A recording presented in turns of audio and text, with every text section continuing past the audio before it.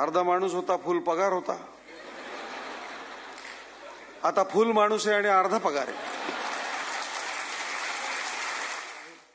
आरोग्य उत्तम ठेवा. आरोग्याचे 3 घटक आहेत.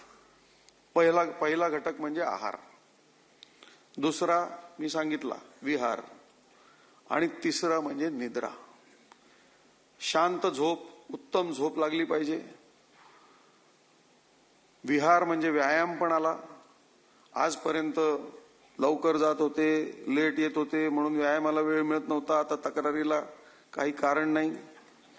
मला तर काळजी आहे, आमच्या भगिनी ज्या आलेल्या आहेत, बहिणी, त्या या क्षणी विचार करतायत की या बाबाजीचं आता मी करायचं काय. रोज सकाळी जात होता, एक डबा केलं की काम झालं. आला की आपलं वाढलं बिडलं काहीतरी, किती दमलात म्हटलं की काम झालं. आता काही गंडवायची सोय नाही. आतापर्यंत माणूस अर्धाच मिळत होता. 12 तास, त्यात 9 तास झोपत होता, 1-2 तास आवरत होता, 1च तास बोलत होता. अर्धा माणूस होता, फुल पगार होता. आता फुल माणूस आहे आणि अर्धा पगार आहे.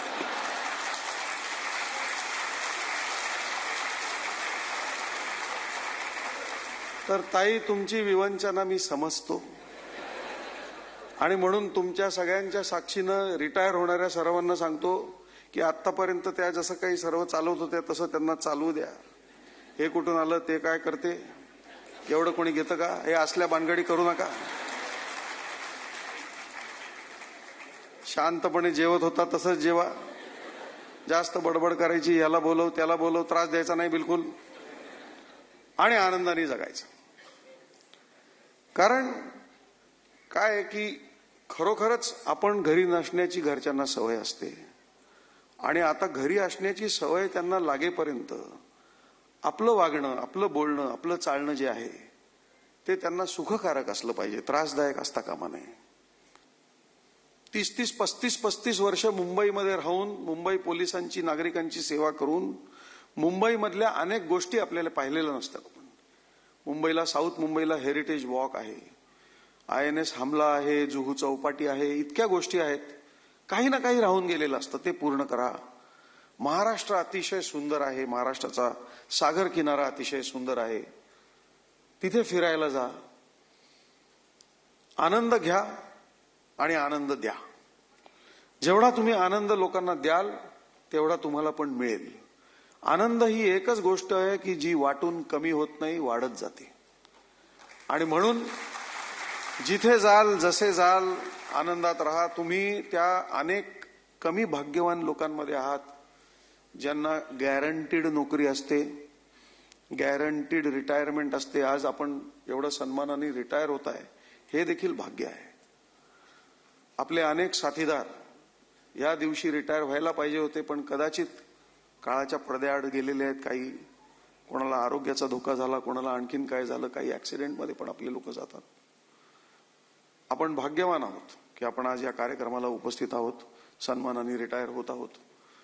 आणि असंच भाग्य आपलं जसं इथवर चालत राहिलं तसं यापुढच्या आयुष्यात देखील चालू राहावं, अशा माझ्या आपल्या सर्वांना खूप मनापासून सदिच्छा आहेत. 5-6 गोष्टी मी सांगतो नेहमी लोकांना. एक म्हणजे आपल्या वेळेचं नियोजन करा. आता आपल्याला खूप वेळ आहे म्हणून लोळत राहायचं, वेळ फुकट घालवायचा असं काही करू नका. कारण वेळ ही अतिशय मौल्यवान बाब आहे. वेळ ही एकमेव बाब आहे की जगाच्या कुठल्याही मार्केटमध्ये आजपर्यंत कोणीही विकत घेऊ शकला नाही, कितीही श्रीमंत असेल तरी. वेळ ही एकच बाब आहे जी तुम्हाला, मला, सर्वात श्रीमंत माणसाला, सर्वात वयस्कर माणसाला सारखीच उपलब्ध आहे. त्याचा विनियोग जो आहे तो अतिशय चांगल्या प्रकारे करा.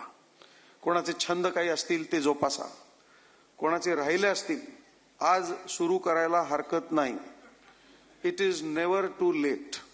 फक्त ते छंद जोपासायला सुरुवात करताना जी काही घरात काळजी घ्यायला पाहिजे, नाहीतर साहेबांनी सांगितलं आणि यांनी नवीनच उपद्व्याप सुरू केला